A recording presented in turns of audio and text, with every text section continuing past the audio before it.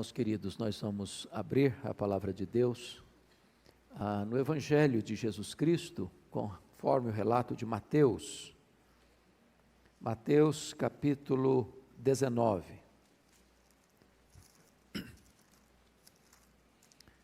Mateus 19, versos de 1 a 12.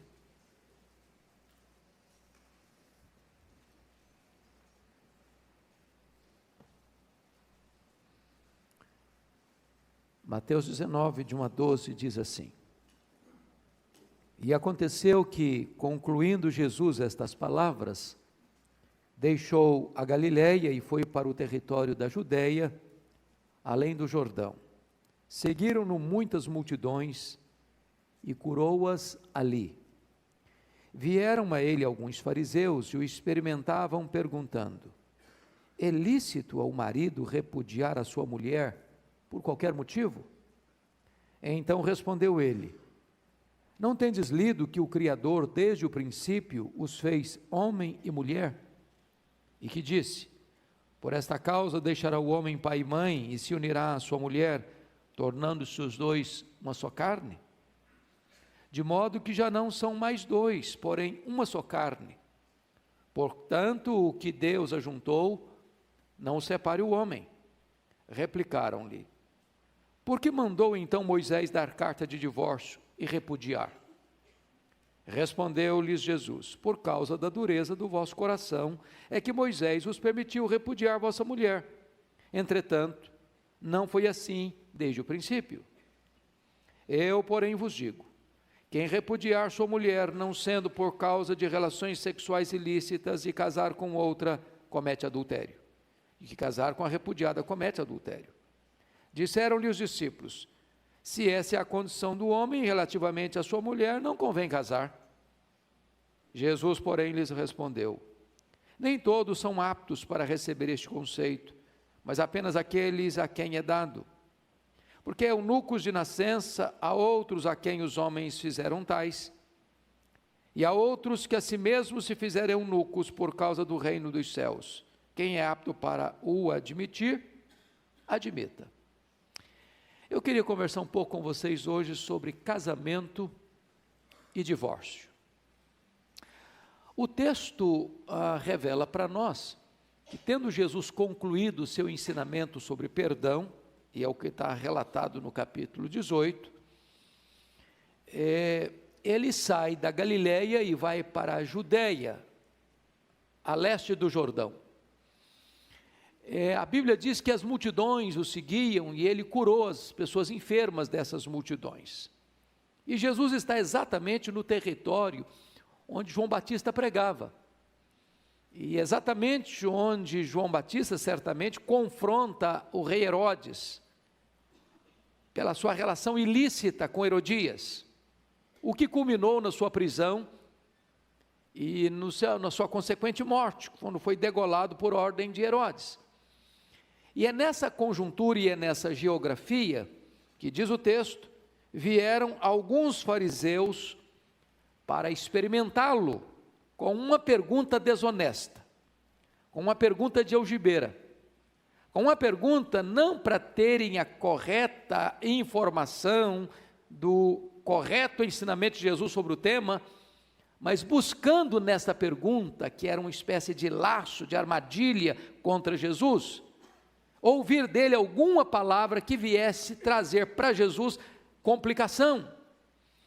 Com isto, eles estão querendo, na verdade, que Jesus se posicione ou contra Moisés, ou contra Herodes. É lícito ao marido repudiar sua mulher por qualquer motivo? Se Jesus se posicionasse de determinada maneira, ele diz: não, mas não é o que Moisés ensinou, você está contra Moisés. Se Jesus radicalizasse, eles poderiam tirar vantagem disso e pensar o seguinte: se ele se posicionar muito radicalmente contra a questão do divórcio, ele vai ter o mesmo destino de João Batista, Herodes vai ficar contra ele, e era isso que eles esperavam. Mas também, por trás dessa pergunta desonesta, está um pano de fundo histórico. Naquela época havia duas escolas de interpretação, duas escolas rabínicas, uma liderada por pelo rabino Hillel, que era um progressista liberal, e ele achava que um marido podia repudiar sua mulher por qualquer motivo. A refeição não ficou do agrado do marido, é motivo. A mulher respondeu ao marido com a voz meia rude, meia áspera, também é motivo para divorciar. Então, se abria a porta escancaradamente. A outra escola, liderada por um outro rabino chamado Shammai, era uma escola conservadora. Era uma escola em que somente infidelidade conjugal podia justificar o divórcio. Em outras palavras, eles estão perguntando assim para Jesus: em qual time o senhor joga? Qual escola o senhor defende?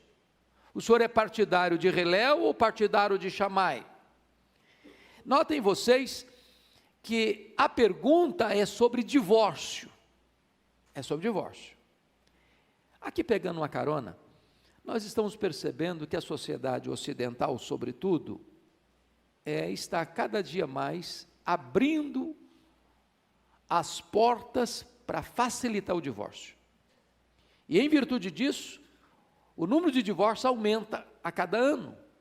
A cada ano. Talvez hoje nós já estejamos chegando aí a quase 50%. De 100 pessoas que vão ao altar para se casar, 50 delas, no meio do caminho, desistem do casamento. E 70% das pessoas que se casam a segunda vez, também se divorciam. Porque o problema não era o primeiro casamento, o problema é não ter entendido bem o que é casamento. E 70% das pessoas que se divorciam e casam de novo, 10 anos depois, descobrem que o segundo casamento foi pior que o primeiro. Então o problema não é divorciar, o problema é resolver os problemas que surgem no casamento. Bom, diante desta questão, notem vocês que a nossa sociedade está discutindo o divórcio, e por isso tem tanto divórcio. A sociedade devia discutir casamento. O que é casamento? Se nós entendêssemos melhor o que é casamento, nós teríamos menos divórcio. Notem a resposta de Jesus. Sempre que alguém trazia uma pergunta de algibeira para Jesus, uma pergunta desonesta, ele não respondia essa pergunta como as pessoas queriam que ele respondesse. No caso aqui, Jesus responde a pergunta dos fariseus com outra pergunta. Não tendes lido? Em outras palavras, vocês não conhecem Bíblia?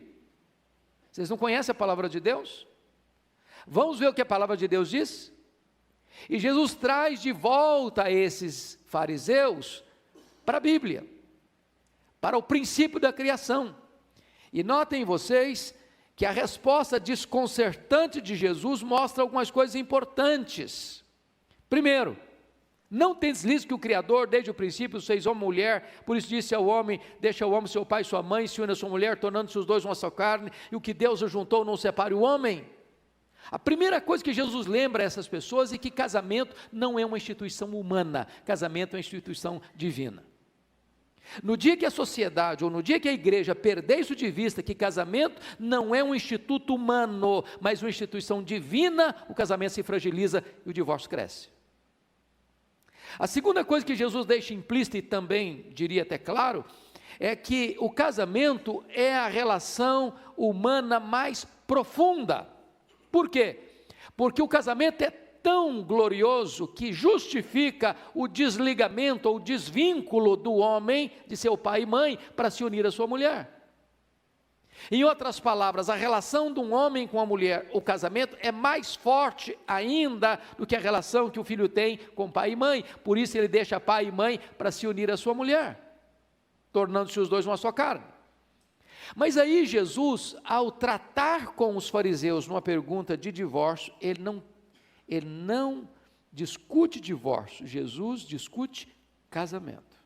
Casamento. E quais são os pilares do casamento? Primeiro, notem comigo no versículo 5, o casamento é heterossexual, por esta causa deixará o homem, pai e mãe, e se unirá à sua mulher. Então notem vocês que Deus criou um homem e criou uma mulher, criou um macho, criou uma fêmea. E casamento é uma união entre um homem e uma mulher, entre um macho e uma fêmea. Dentro das brincadeiras dos bastidores do Brasil, se diz que Deus não criou um Adão e um Ivo, mas um Adão e uma Eva. Ou seja, casamento não é a relação de um homem com um homem, casamento não é a relação de uma mulher com outra mulher, casamento é a relação de um homem com uma mulher, de um macho e uma fêmea. Esse é o projeto de Deus para o casamento. Então, mesmo que a sociedade humana abra espaço para o casamento homoafetivo, para a relação homoafetiva, e que aplauda isso, e que diz que isso é normal, que isso é comum, que isso é uma escolha humana, pode até ser uma escolha humana e é, mas não uma instituição divina. Deus instituiu o casamento heterossexual. Mas em segundo lugar, o casamento dentro do projeto de Deus, ele não só é heterossexual, ele é também monogâmico, por isso deixa o homem, seu pai e sua mãe se unir à sua mulher e não às suas mulheres. Vale destacar que quando Moisés escreve o Pentateuco, a Gênesis, por exemplo, que institui a questão do casamento, já existia uma cultura poligâmica, mas o preceito divino é monogâmico, é um homem e uma mulher, de tal maneira que tanto a poligenia, um homem ter mais de uma mulher, como a poliandria, uma mulher ter mais de um homem, está fora do projeto de Deus, e isso é ratificado, por exemplo, quando a lei é dada, lá no Sinai. No 10º mandamento está escrito: não cobiçarás a mulher do teu próximo, não as mulheres, mas a mulher do teu próximo. Dentro do projeto de Deus, então, o casamento é monogâmico. Mas em terceiro lugar, o casamento também, dentro do projeto de Deus, é monossomático, tornando-se os dois uma só carne. A palavra soma é corpo. E quando o homem se casa com a mulher se casa com o homem, os dois se tornam uma só carne. Ou seja, o sexo antes do casamento é proibição, o sexo no casamento é mandamento. O sexo antes do casamento é fornicação e é pecado. O sexo fora do casamento é adultério e é pecado. Mas o sexo no casamento é mandamento. De tal maneira que se um rapaz e uma moça, ao namorarem, forem para a cama, eles estão pecando. Agora, se marido e mulher não vão para a cama, eles estão também pecando. Porque se o sexo fora do casamento é pecado, a ausência de sexo no casamento também é pecado. Essa é uma instituição divina. O sexo não é pecado, o sexo é bom, o sexo é puro, o sexo é santo, o sexo é deleitoso. E Deus instituiu o casamento para que o sexo fosse usufruído de forma plena, maiúscula, abundante e legítima. Então o casamento é monossomático. Mas ainda em quinto lugar, o casamento é indissolúvel. Olha comigo o versículo de número 6, de modo que já não são mais dois, porém uma só carne, portanto o que Deus ajuntou, não separe o homem. Vamos entender bem isso aqui, porque algumas pessoas criam algumas justificativas para o divórcio. Bom, quando eu me casei, pastor, eu nem sabia o que era isso. Eu me casei assim, atabalhoadamente. Aliás, eu me casei contra a vontade dos meus pais. Aliás, eu nem orei para casar. Eu fui para o altar assim, meio desapercebido. Quando eu vi, eu já estava casado. Então Deus não estava nesse negócio, não. Não foi Deus que me ajuntou, não, tenho certeza. Deixa eu dizer uma coisa importante aqui. Mesmo quando um rapaz e uma moça se casam, sem reflexão, sem a bênção ou a permissão dos pais, contrariando todos os aconselhamentos que receberam, e se casam, Deus ratifica aquela aliança. Deixa eu lhes dar um exemplo. Está lá em Josué capítulo 9. Josué fez uma aliança com os gibeonitas apressadamente, ele não consultou a Deus para fazer. Ele não devia fazer aquela aliança. Os gibeonitas eram um povo que habitava a terra e eles deviam desalojar os gibeonitas de lá e possuir a terra. Mas como fizeram uma aliança, Deus ratificou a aliança. Mais de 300 anos depois, aquela aliança foi rompida no governo de Saul. e um juízo de Deus veio sobre toda a nação. Então preste bem atenção nisso. Quando um rapaz e uma moça se casam, esta aliança está ratificada. Agora notem mais no versículo 6. Portanto, o que Deus uniu, não o separe o homem. A palavra homem está no neutro. É homem, é mulher, é advogado, é juiz, é pastor, é conselheiro. Ou seja, nenhum ser humano tem competência para desfazer o que Deus fez. Então o casamento, aos olhos de Deus, é indissolúvel. Estão casados até que a morte os separe. Mas mais ainda, irmãos, em último lugar, o casamento não é compulsório. Porque é curioso que quando os discípulos escutaram os preceitos divinos a respeito de casamento, os discípulos disseram assim para Jesus, disse-lhes os discípulos, versículo 10, se essa é a condição do homem relativamente à sua mulher, não convém casar. Em outras palavras, o pano de fundo que os discípulos estavam acostumados era muito mais light, muito mais leve, muito mais relativo, muito mais concessivo. Aí Jesus estreitou a porta, aí Jesus radicalizou, e eles ficaram chocados. Senhor, o senhor está pegando pesado demais, se o negócio é desse jeito mesmo, é melhor não casar.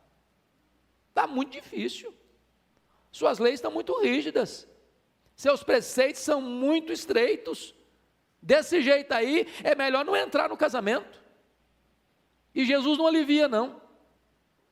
Olha o que Jesus respondeu no versículo 11, Jesus porém lhes respondeu, nem todos são aptos para receber este conceito, mas apenas aqueles a quem é dado.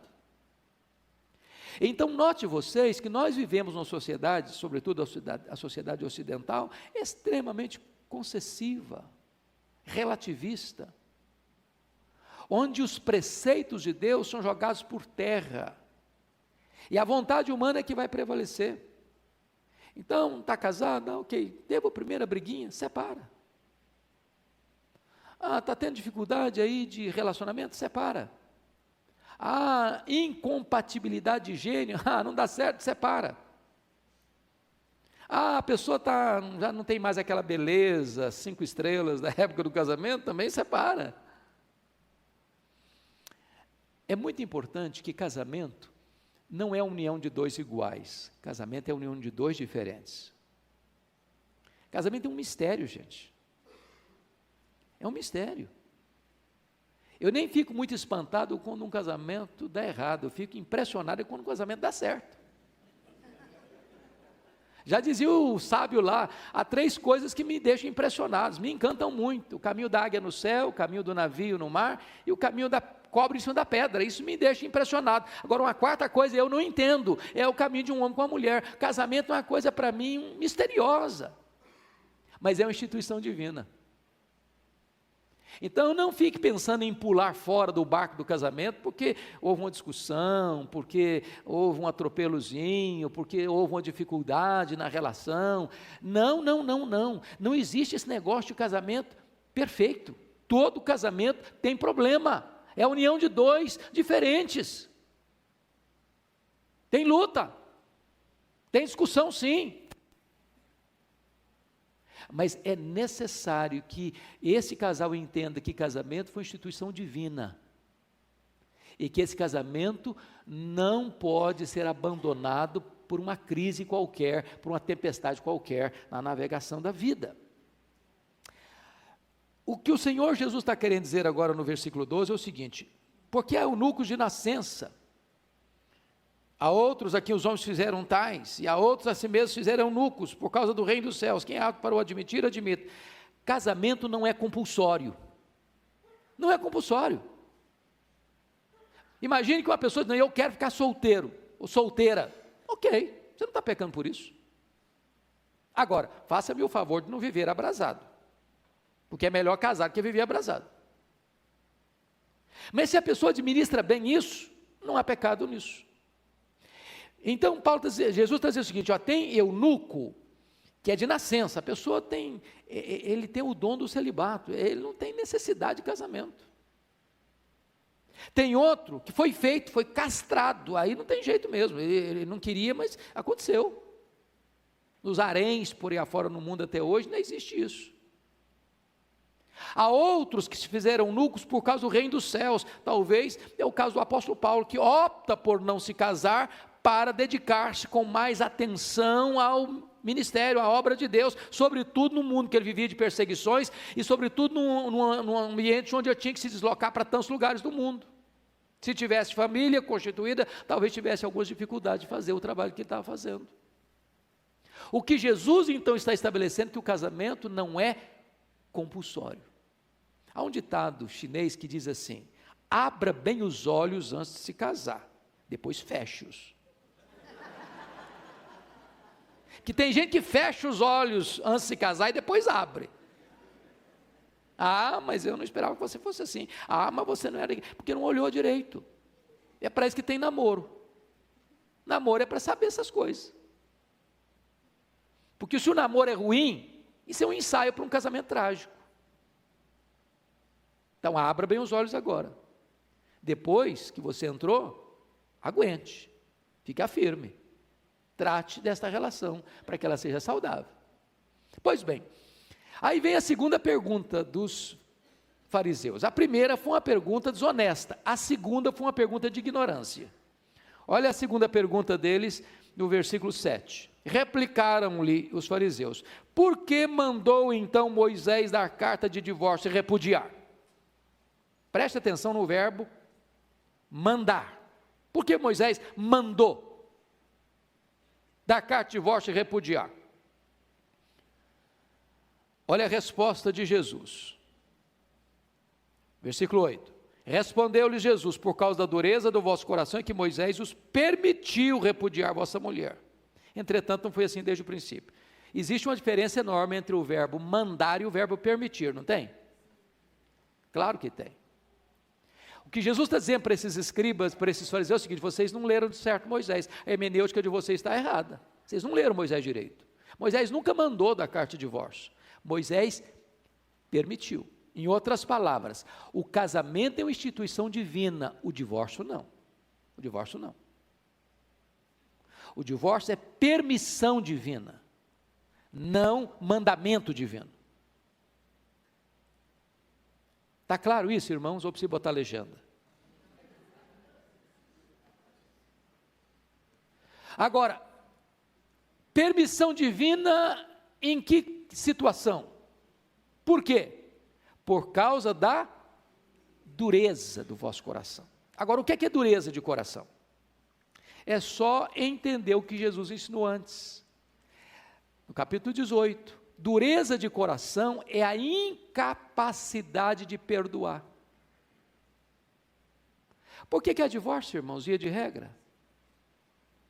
É porque às vezes um cônjuge comete um erro, um deslize, um pecado, uma transgressão, decepciona o cônjuge. E aí esse cônjuge que foi machucado não se dispõe a perdoar, a sarar a ferida, a emendar a brecha, a recomeçar. E então essa incapacidade de perdoar é chamado na Bíblia de dureza de coração. Então o divórcio é filho da dureza do coração. Mesmo quando há um pecado, que à luz do versículo 9, abre caminho para a legitimidade do divórcio, mesmo quando há esta causa, não tem necessidade, não é compulsório o divórcio. O perdão é sempre melhor do que o divórcio. É isso que Jesus está ensinando aqui. Então, notem vocês que o divórcio nunca é compulsório. Ele é permitido. E permitido por causa da incapacidade de perdoar, por causa da dureza do coração. Ele é permitido no contexto do versículo 9, olha comigo, vamos ler todos juntos o verso 9? Vamos lá? Eu, porém, vos digo, quem repudiar sua mulher, não sendo por causa de relações sexuais ilícitas, e casar com outra, comete adultério, que casar com a repudiada, comete adultério. Então vamos ler esse versículo na negativa. Aqui está na positiva, vou ler na negativa. Eu, porém, vos digo, quem repudiar sua mulher, sendo por causa de relações sexuais ilícitas, e casar com outra, não comete adultério. Ou seja, a infidelidade conjugal dá legitimidade, permissão para um divórcio. Mas não que a infidelidade obrigatoriamente, compulsoriamente, force esse cônjuge a se divorciar. A dureza de coração é a incapacidade de perdoar. Mas onde há disposição de perdão, há cura, há recomeço, há restauração. O que o texto está querendo dizer é que o divórcio não é compulsório, que o divórcio é permitido, mas que o divórcio, por qualquer motivo, não é válido. É hora de nós olharmos a cultura ocidental e nós olharmos para a Escritura. O que rege a nossa vida? O que rege a Igreja de Deus? É a cultura ocidental ou as Escrituras? Se nós observarmos as Escrituras, nós vamos fortalecer o casamento e nós vamos diminuir o índice de divórcios.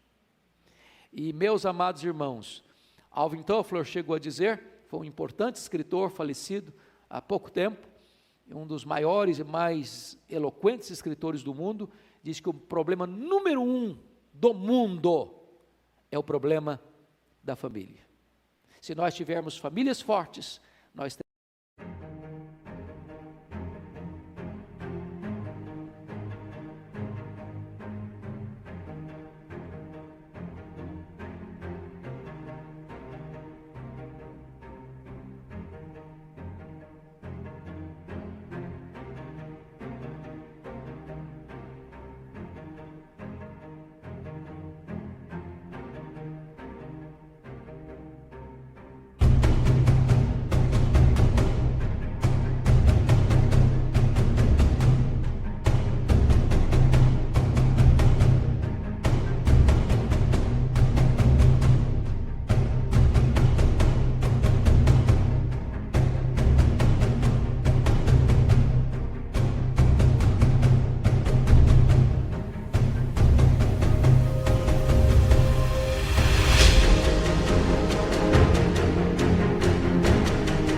teremos igrejas fortes.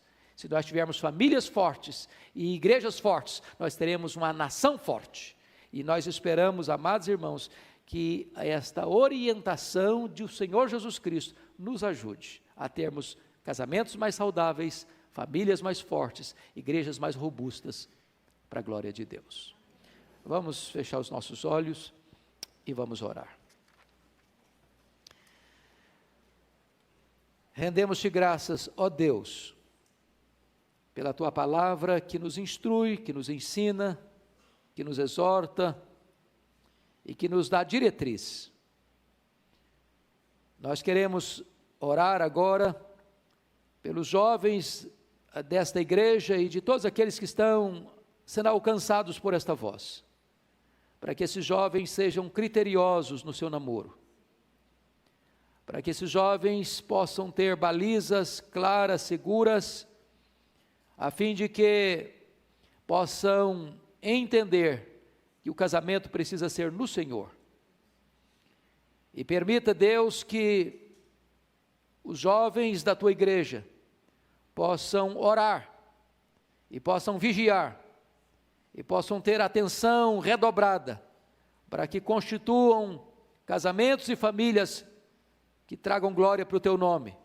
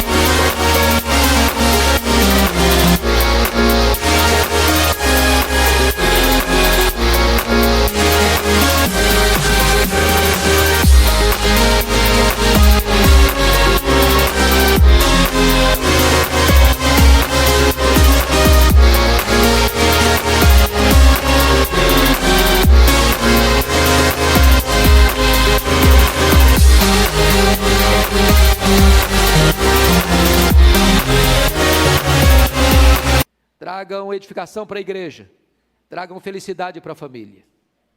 Agora nós oramos pelos casais aqui presentes, e por todos quantos estão sendo alcançados por essa voz, para que eles cuidem da sua vida pessoal, para que cuidem da sua vida conjugal, para que haja, Deus, harmonia no casamento, para que haja paz na família, para que haja diálogo, para que haja respeito, para que haja afeto, para que haja carinho, para que haja perdão, para que haja correção de rota, para que haja reinício, para que haja, meu Deus, abundante alegria e plena felicidade dentro da família.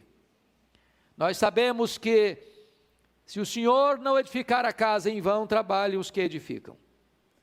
Nós sabemos que é o cordão de três dobras que não se rompe facilmente.